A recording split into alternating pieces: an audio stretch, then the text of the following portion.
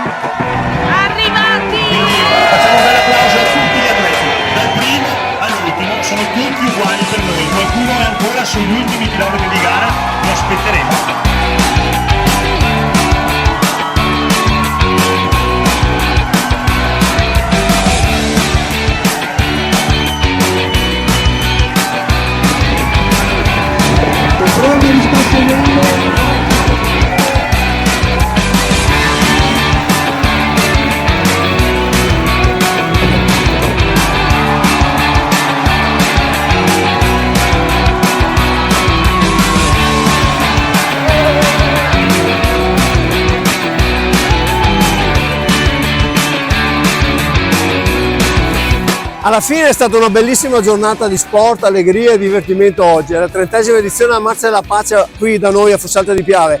Tantissima partecipazione, ben oltre le nostre aspettative. Noi di Asserio Scarsi siamo stanchi, ma molto soddisfatti. Permettetemi di ringraziare le associazioni, gli sponsor e tutti i volontari che hanno contribuito alla riuscita della manifestazione, ma soprattutto grazie a voi di aver partecipato. E oggi eravate veramente numerosi, anche perché il meteo ci ha veramente graziato. Noi già da domani saremo al lavoro per la 31ª edizione, arrivederci al 2024. Ciao, vi aspettiamo numerosi! Arrivederci all'anno prossimo! Ciao!